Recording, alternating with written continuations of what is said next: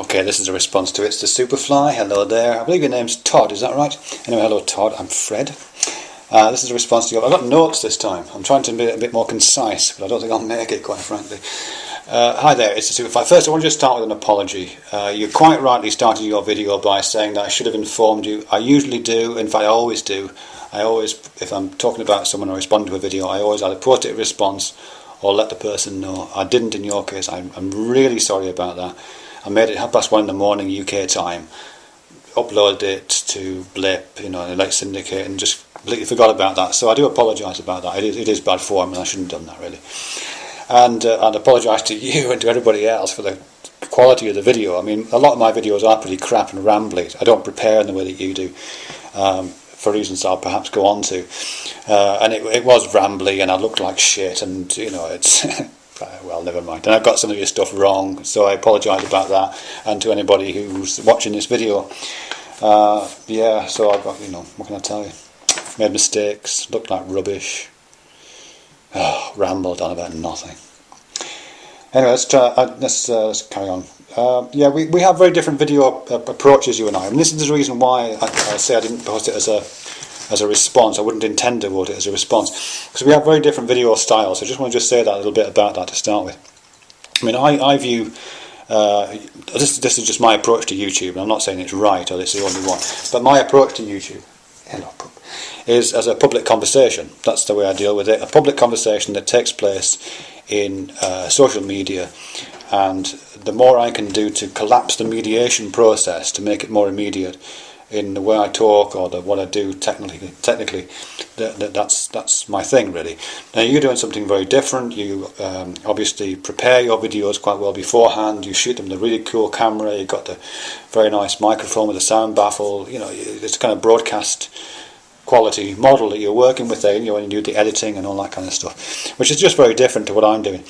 And I always think it's a bit of a problem when these two styles meet. I've done it once or twice before with TJ and with one or two other people, and it's never worked really. Conversations don't happen well when people are operating in different styles in that way.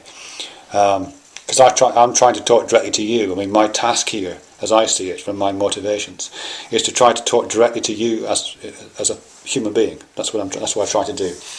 And I always get the sense with people who take your approach, and again, this is not an insult.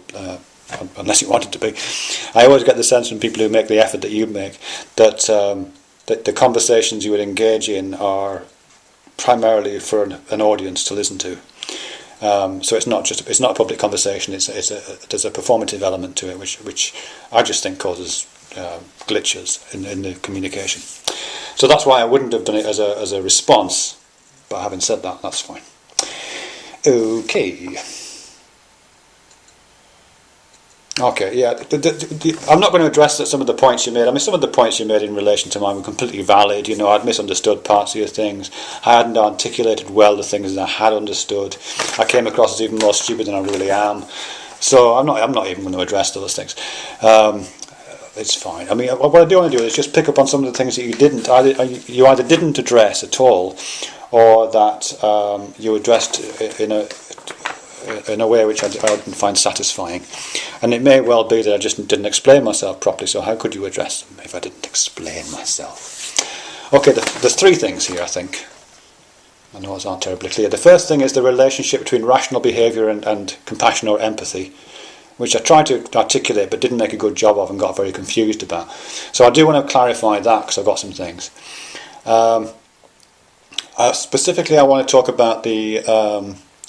well, in relation to that, I really want to talk about the thing that Jezuzfreek was saying there, what I consider to be a thought experiment he was putting up. So I want to specifically talk about that.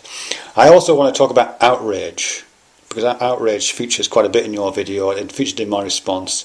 And in relation to that, I want to talk about the accusation that has been made by a number of people that your video is an example of drama queenery. Which I find fascinating. I know it's a pejorative term, and you're probably insulted by that, and you certainly acted as if you're insulted by that. I'm coming at it kind of anthropologically and finding it interesting. So, but I do think you are engaging in drama queen behaviour here, which you may or may not agree with. All right then. Let's look at this rational behaviour and compassion, empathy thing. Because although I got very confused when I was talking about it, the key point for me there is in relation to Jezuzfreek's statement, is that is his behaviour rational? Is it purely should there be an appeal to more compassion or empathy between himself and his son, in this case, whatever, his child?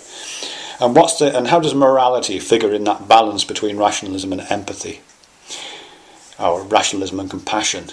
Because as I see it, and it's not a hugely important point, but as I see it, in the terms that Jezuzfreek laid it out, the decision to whether to kill his son or not is ultimately a rational decision. Now, I know rationalism and religion don't always sit well together, but in the terms it was described, that God is real, it's not a demon, he's hearing delusional voices in your head, it really is God. That's the model that's being set up. In those terms, it does make rational sense to carry out that unpleasant action. It doesn't make empathic or compassionate sense. It feels completely wrong. But in terms of the model that's being presented, it makes rational sense. It's not pleasant, but it does make rational sense. And what I'd really like you to do, if you're up for this, what I'd really like you to do there, Superfly, is if you could engage in the same thing. I mean, run that experiment for me for yourself. Imagine God as understood in the Christian religion. Imagine it's real, because that's the model that Jezuzfreek was working with. That was the experiment he was working to. Imagine it's real, and he's a force for complete good, and he tells you to do this thing. Yes. Do you do it or not? As far as I'm concerned, there's no point in saying it's not rational, because it clearly is.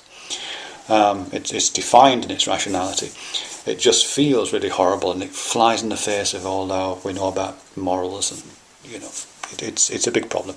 But I would invite you to engage with that and see where you go with that. Say, would you do it, and if you would, why? And if you wouldn't do it, why not? If you don't like that one, I've got a kind of secular version, if you're willing to bear with me for a minute longer. Kind of a similar kind of moral challenge, but stripped of all the religious trappings. Imagine a world like ours, but projected slightly into the future. A future in which information technology has advanced to the point where we have these fantastic supercomputers, deep thought computers, which can instantiate chaos theory and complexity theory and make massive predictions about the way the world works, to such an extent that these computers are able to forecast, predict, give us information about how to put into place the best of all possible worlds. Yes? In the same way that current computers can tell us whether we should put a raincoat on or not because it's going to rain, or they can make those kind of predictions. These computers can tell us what to do in order to optimise the functioning of this imperfect world, the best of all possible worlds. And these computers are capable of telling us how to operate. Just imagine that. Yeah? Imagine it happening. There's two side effects of this, or two qualifications on this best of all possible worlds. The first is that sometimes the computer tells you to do things which aren't nice. You can be guaranteed that it is for the best in the best of all possible worlds, but it's not nice. The second thing is, this computer is so complex, manifesting as it does chaos theory, complexity theory, you name it.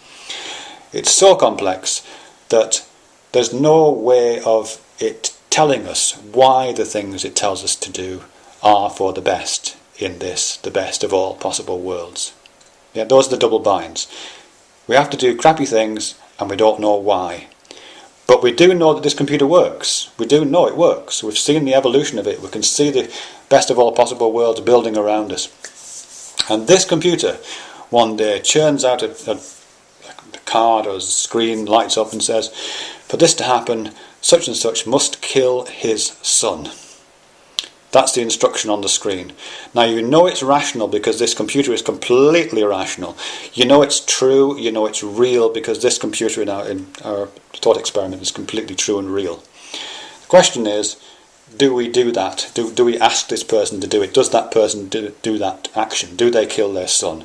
If they do, Why? If they don't, why not? And is it moral or not? Should there be a moral outrage about whether this person has done it or not? Bearing in mind that if they do it, it maximises and optimises the best of all possible worlds. If you've got the time, have a think about that and see if you can tell me what you would do and how you'd feel about it. Personally, I'll just tell you how I would. Personally, I would do it, but I would feel crap about it. Or ideally, I would have somebody force me to do it, and I would feel crap about it.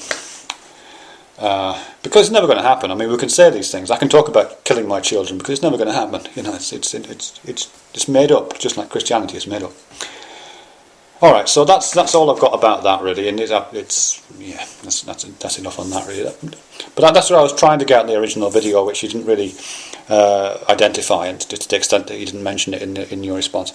But really, I'm interested in that. My claim would be that Jezuzfreek777 is making a rational response given the terms of the question he was set.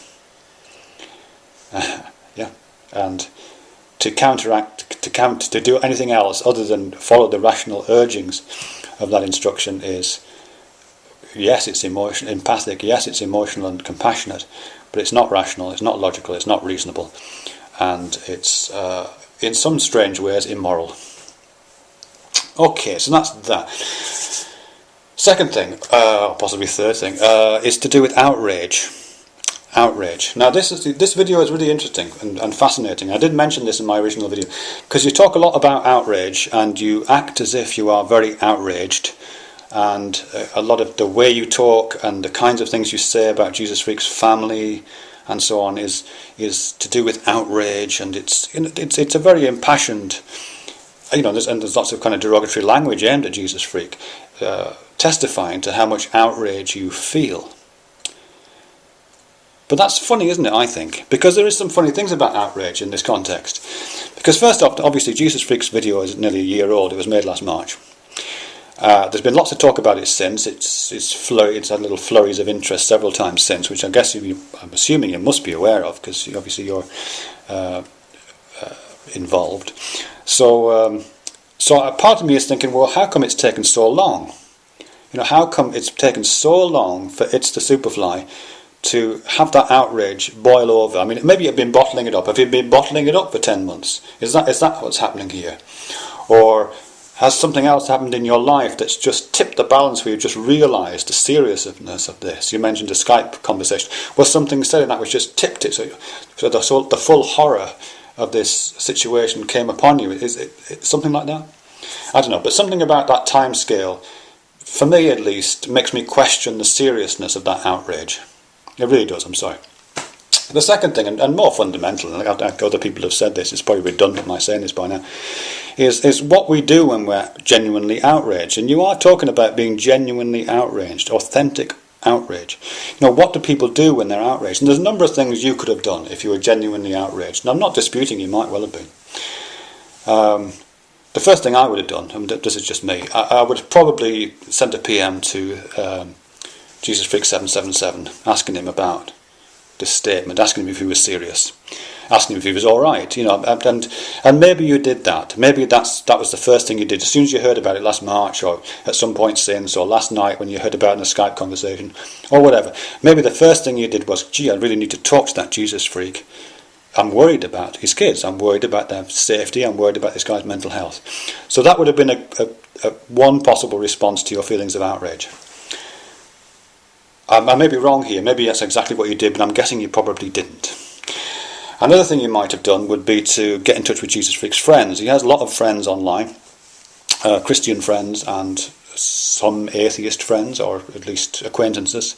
You could have got in touch with one of those people and said, is this guy all right? Does he mean it? Is this cause for concern here?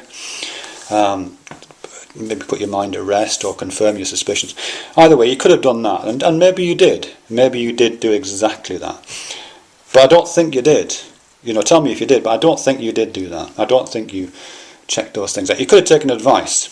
And this is probably what I would have done, by the way, after I'd spoken to Jezuzfreek himself. You could have taken advice from an intelligent, well-informed Christian. Because, Jezuzfreek's probably a nice guy. Who knows? I don't know. But he's not the brightest bulb in the box, let's face it. So I would have probably sought advice from someone who is better informed than Jezuzfreek and has more information about what a statement like that could possibly mean. And you may well have done that. You might have talked to a pastor or a minister or someone online who's got a lot of, who's at play in that world. I know you're at play in that world, but is perhaps closer to where Jezuzfreek's coming from. I don't know. Maybe you did that. I don't think you did that. What else might you have done if you were outraged? Well, you might have done what you suggested other people did. You might have called the authorities. You might have called the Child Protection Service, or you might have called the police, or you might have, I don't know, said something to YouTube about this strange behaviour that's going on that you feel so concerned about. As far as I'm aware, you didn't do any of those things. You didn't contact the authorities. So what you did do, it seems, is that what this outrage led to was the production of a YouTube video. That was your response. You were outraged, so outraged that you felt it necessary to say bad things about this guy's family and to question his ability as a father and as a parent, and as a husband, and other things, and call him names. So outraged. And that outrage manifests itself in the production of a YouTube video. Now, it may be fine, but to me that's a little bit strange. If I'm walking past a building and I look up and it's burning and there's a child standing at the window and I'm fearful for the safety of that child, I probably will not go and make a YouTube video about it in the hope that someone will ring the fire department. If I see a kid being dragged by two grown men into the back of a white transit van and the kid's screaming, "Help, help, I'm being kidnapped," I would probably not go and make a YouTube video about it. I would probably do something else, contact the authorities, maybe intervene, find out what's going on. And you can make up other scenarios yourself. But what you've done is you make a YouTube video. And it's not any old YouTube video. I hate to say this, it's not just any old YouTube video. It's a carefully produced YouTube video. As I said earlier, your videos are very well produced. It's scripted. You probably rehearsed it. You probably had several takes to get exactly the right kind of intonation and right kind of expression in your voice, and to get the words right, and to make the right kind of eye contact with camera and so on. So you've gone to some pains to get the video right. You've downloaded some clips, or you've had some clips in your hard drive, and you've spent some time editing those clips in. And you've prefaced this video, this carefully produced video documenting your outrage. You've prefaced this video with an introduction to yourself as the kind of person who likes to take things on, who likes to go head to head with Christians or whoever. And don't forget to subscribe to my Twitter feed and check out my blog. I'm sorry, but to me this is an odd way of expressing outrage. It's an odd way of expressing outrage. And this is what brings me on to the last point, which is about drama queenery. I'm sorry, that's not to me that doesn't smack of outrage. That smacks of the behaviour of a drama queen. What it seems to me like is and I'm not saying this in a bad way. I don't think you're a bad person. Who knows? I don't know you. You don't know me.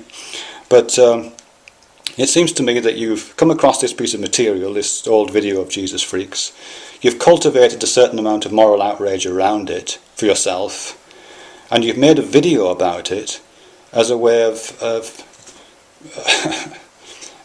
putting a bit of content online. That's what it seems to me like. It's a little bit of it's showbiz, really, isn't it? It's a bit of showbiz, and as part of that presentation, as part of the display, as part of the